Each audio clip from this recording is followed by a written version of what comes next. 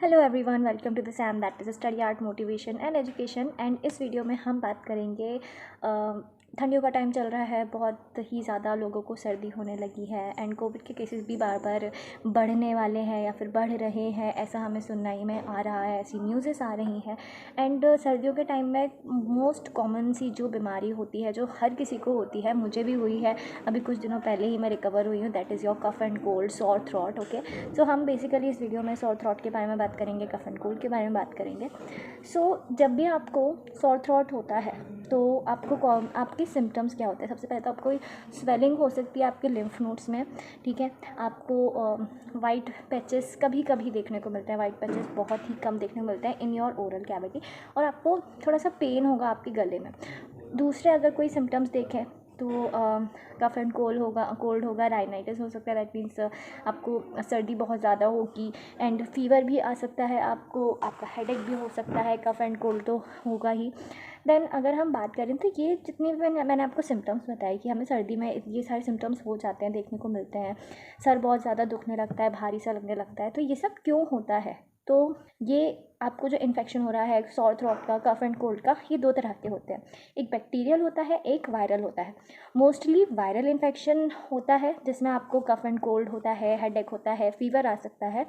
And अगर आपको bacterial है तो बैक्टीरियल में आपका जो थ्रॉट है, थ्रॉट जो है आपका सॉर हो जाएगा, आपको खाने में दिक्कत होगी, गले में दर्द होगा, गले में दर्द होने के कारण आपकी आवाज़ बैठ सकती है, ठीक है। तो अगर आपकी आवाज़ पे ज़्यादा इफेक्ट पड़ रहा है, आपके गले में आपको बहुत पेन लग रहा है, आप खाना नहीं खा पा रहे हैं, means you have a bacterial symptoms, bacterial आपको हुआ है। And if you are having fever, cough and cold, okay, and rhinitis and सर्दी बहुत ज़्यादा हो रही है, that means you have a viral infection.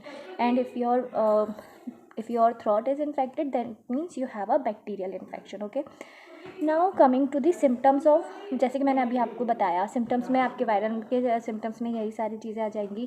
क्या क्या? आपको फीवर आएगा, हेडेक होगा, सर्दी बहुत ज़्यादा हो जाएगी, कफ एंड कोल्ड होगा।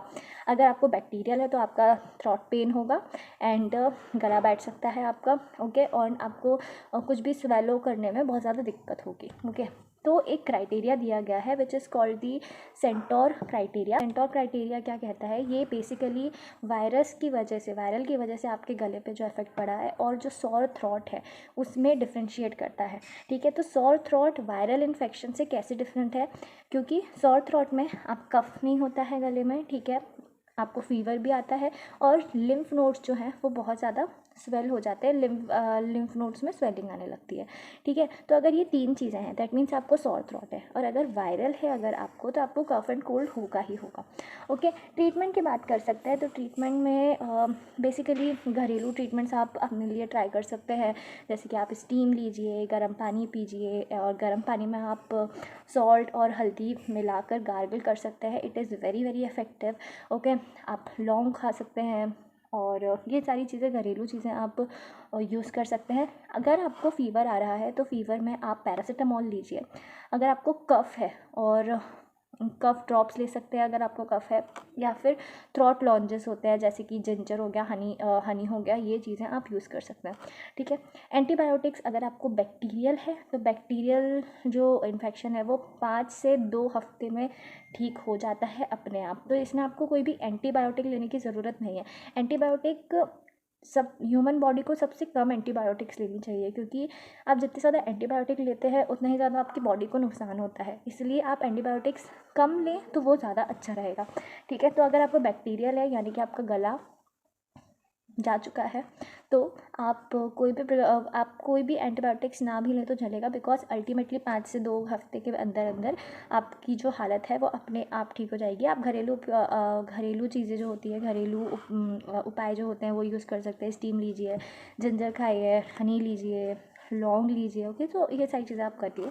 प्रिवेंशंस, यानी कि आपको ठंडियों में कोई भी वायरल इन्फेक्शन या बैक्टीरियल इन्फेक्शन ना हो तो उसके लिए आप क्या कर सकते हैं? ठंडियों में आप गर्म पानी पीजिए, स्टीम लीजिए, एंड अपनी इम्यूनिटी को बूस्ट कीजिए। आप इम्यूनिटी को बूस्ट करने के लिए आप विटामिन ले सकते हैं, आप बादाम हो गया और किशमिश हो गई, ये सारी चीज़ें, ड्राई फ्रूट्स खा को ज़रूरत कब पड़ती है, आप डॉक्टर की सलाह कब ले सकते हैं? आप डॉक्टर की सलाह तब ले सकते हैं जब आपकी हालत जो है 1 वीक से ज़्यादा हो गया है लेकिन आपकी हालत में कोई सुधार नहीं है। अगर आपकी हालत में कोई भी सुधार नहीं है तो आप डॉक्टर के पास जाकर अपना एक बार चेकअप करा सकते हैं, ओके। और आप ठंडियों के टाइम पे कोल्ड ड्रिंक्स हो गया, आइसक्रीम्स हो गया, इनको अवॉइड करेंगे तो वो ज़्यादा सही रहेगा, okay. So this is all about the sore throat और the difference between a sore throat and a viral infection, okay.